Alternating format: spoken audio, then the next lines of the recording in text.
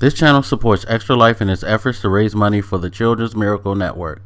For more information about how to donate and join in their efforts, go to the link displayed here. Extra Life. Play games, heal kids. What up, everybody? This is your boy Black Magus, and Ubisoft just wrapped up their conference. They are now showing live gameplay of The Division as I talk to you. So if I seem distracted, it's because I'm just looking. Don't want to listen to them talk. It's not like the, stiff game chatter like you got from the Microsoft conference, but it's the developers talking to the hosts who I'm not necessarily trying to hear right now.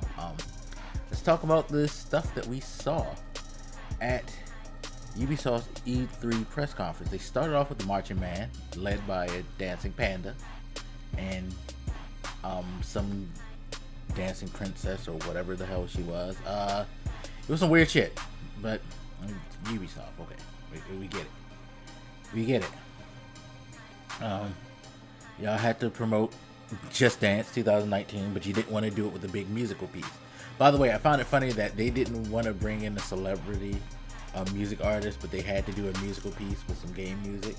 So I was like, that's cute. I kind of missed their cringeworthy things, but I guess after, I think Jason Derulo was the last one. After he pretty much, went savage and tried to hook up with Aisha Tyler, I think they were like, yep, we're not having no more of these dudes on here no more. He fucked it up for everybody. I believe he was the last one with his shenanigans. But anyway, so Just Dance, it's the annual title. They have to pay homage. It makes them a lot of money. We may not care about it, but it still makes them a lot of money, even without the whole Connect thing being a big thing, or I guess a Move thing either. Although I guess with PlayStation Camera, it's still a big deal for some. I don't know if they still implement motion controls into that series or not, but it doesn't matter because it seems like no matter what, people are going to buy it. So hey, Just Dance 2019, cool. But anyway, they moved on and they showed Beyond Good and Evil, which looks really, really good. Like the end of it with Jade showing up as a villain, or at least seemingly a villain, because she, if you didn't see it, sorry for the spoilers, but they show a sequence where the ship's getting attacked and you see the new protagonist show up. I forget her name, but she's going to go help these people, and as they're coming out, she looks up and they look back and you see Jade standing with these two guys, and Jade has a sword that's dripping blood, and she's like, are you fucking evil like as hell now? You're a murderer? Like, okay, cool. So we'll see, but the game looks fantastic. It definitely looks fantastic. Can't wait to see more of it. Don't recall a release date, so blah on them, but hey, it's good to see. Maybe at Gamescom we'll get more details. Then let's see. Let me find a blog because some of the stuff I kind of lost track on. And I want to make sure I hit this because they had a lot of good stuff, and I don't want to necessarily miss anything that they had. Funny, the first link that comes up is a Forbes live blog. Forbes is becoming like all of that in the gaming realm now, all of a sudden. But okay, so, and they're pretty short, it seems. Well, after the Beyond Good and Evil thing, they talked about Joseph Gordon-Levitt coming out, and there's some project that he had with music, and he's talking about we want people to make their own stuff, and it's going to be a part of this hit record thing that's going to be implemented inside the game, where people can create their own music inside the game and share it with people. So that's pretty cool. But that's the first. That's one of two celebrity run-ins, but they weren't the normal celebrity run-ins. They were pretty tame compared to what Ubisoft has done in the past. But there is that. Rainbow Six, they talked about how people are still playing it, lots of tournaments going on, all of that stuff. The esports, yada yada yada. Then the Finnish Super Dave came out and did a comedy spot where he crashed into something, and in his Super Dave costume announced the new Trials game, which looks cool. It's coming to the Switch. It'll be out in February. The month of death now, people. Like, seriously, if you come out in the month of February, be prepared for drops in sales. Although, to be quite honest, there is a lot of room for games these days. People are more willing to pick up multiple products within 1 month. But there's still a lot of people like me who, while I would love to help you and support the games, I don't have the time or the fucking money to like deal with the wasteland that is February. So, just to recap. First, real quick news as a side. Shout out to Blackjack for peeping me to this, but Microsoft did announce that Crackdown 3 is coming February 22nd, 2019, the same day as Days Gone and Anthem. You have, while it's not February, it's kind of close enough to count. You have Kingdom Hearts 3 on January 29th. Now you have this game, and I want to say there's something else that's coming out in February as well. I think maybe Ubisoft announced something else that's coming out in February other than Trials also. But yeah, it's got a lot of things to play in this month. It's goddamn ridiculous. Seriously. And then they showed Division 2, which, like I said, I was watching now, which looks cool. Set in my home area, Washington, D.C. It's the Division. We'll see more. I don't know if it's going to feel better or play better than the last one. The last one, it started off slow, but it kind of like gained momentum and has now become like a solid staple. So, this looks like a learn from your mistakes thing. And like Ubisoft normally does with their second iteration, they tend to show out more. So we'll see. They're gonna give a lot of free content, so that's good. But no, I don't think it's gonna be all free. I think they're gonna have like their DLC, but I think they're gonna have some like free episodic content as well. So yeah, good on you. They did these music thing where they talked about Mario Rabbids. There's a Donkey Kong DLC for Mario Rabbids. It kind of got lost in the whole music thing, but it's like, okay, cool. That game was a sleeper hit of 2017, and it's good that they're supporting it. Ubisoft is always very, very good at supporting their games beyond release. That's the one thing. It's just like, go back to the Division. It wasn't well received in the beginning, but that game grew into a well-regarded game in some aspects. So they just keep plugging away. Then they show Skull and Bones. It looked cool. I joke that it's Assassin's Creed boats only because the combat sort of kind of mimicked that like feel when I was looking at it. Maybe it was the like cinematic angles that were showing that kind of leaned in onto the Assassin's Creed thing. And then again, as me and Eurostrick said on one of our live streams last night, hey, these guys have a penchant for sharing assets a little bit too much. Where like last night when we saw the Division trailer, we first thought that it may have been Sam Fisher and Splinter Cell, but sorry, typing to somebody right now. But they they have a pretty diverse set of games. Even with the shared assets thing, it's like they're all over the place. You get like Beyond Good and Evil, which they called a space opera.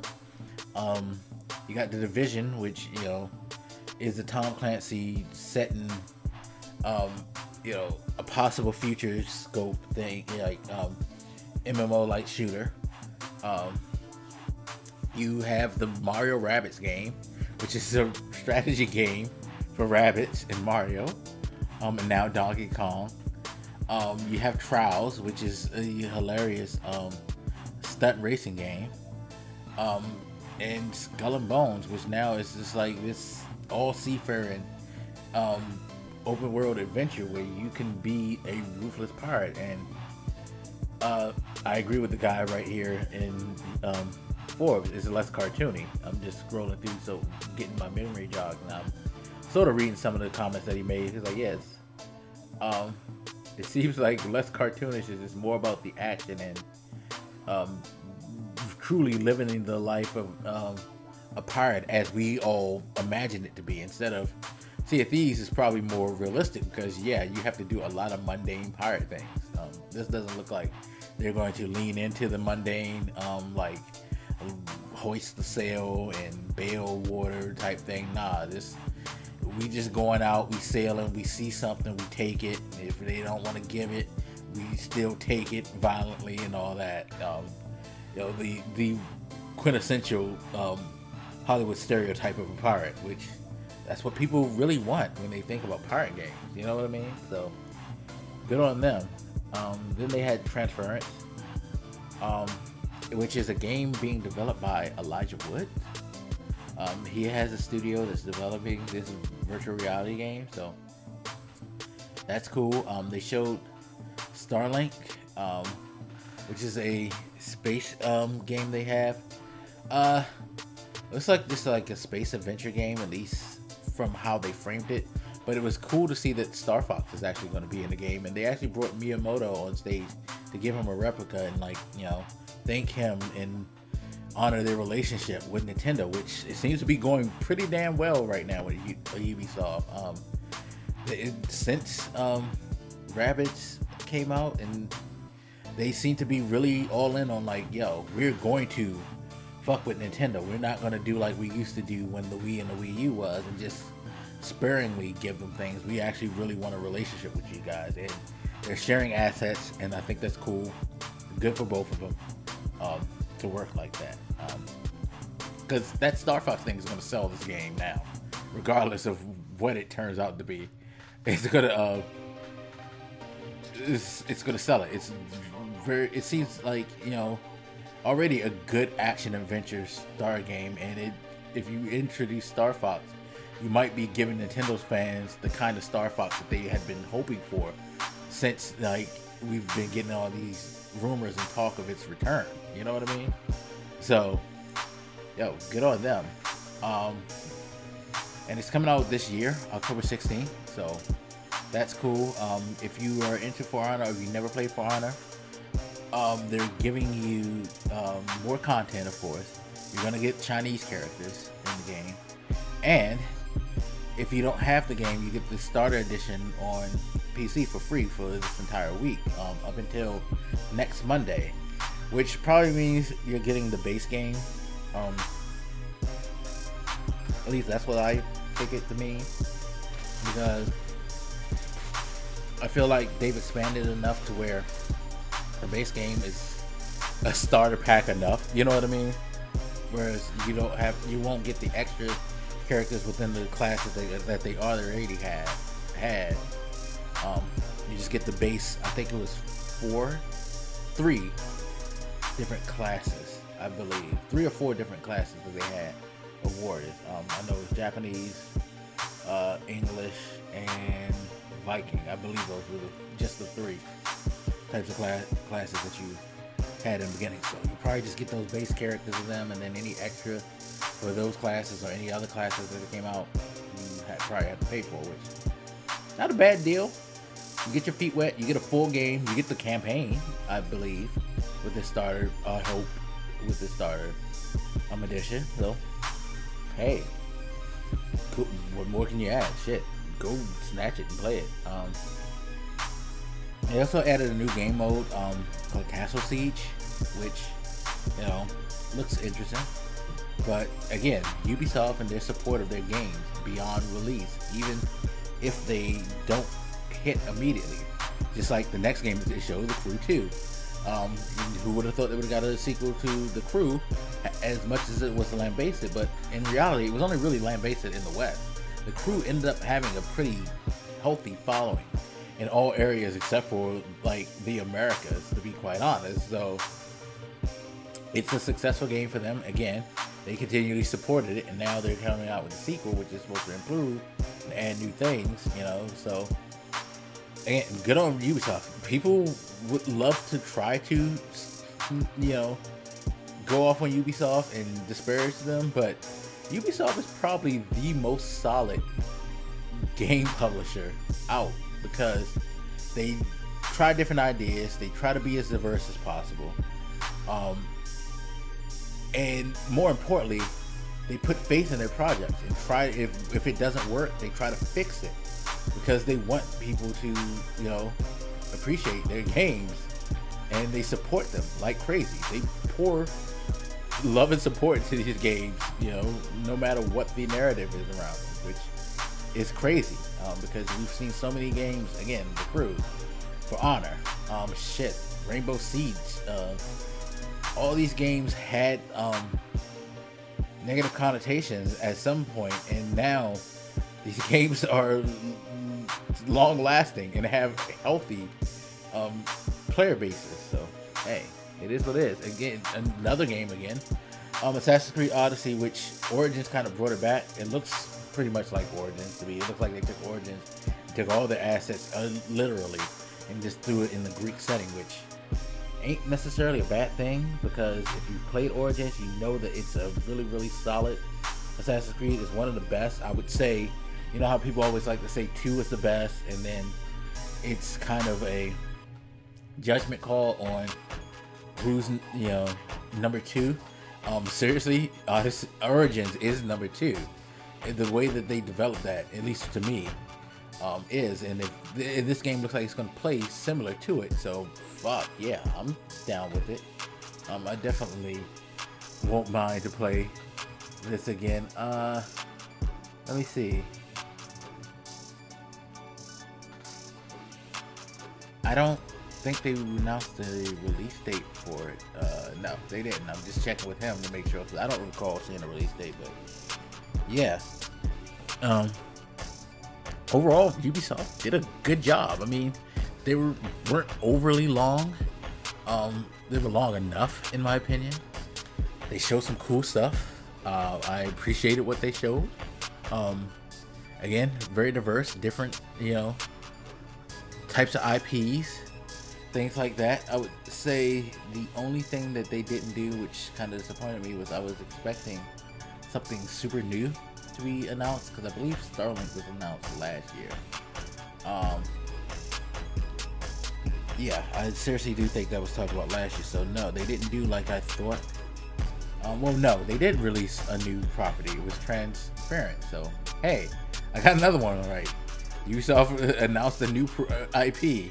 It's just a virtual reality IP. That's all. But shit, I'm good, y'all. I'm good this year. I've gotten so many things right.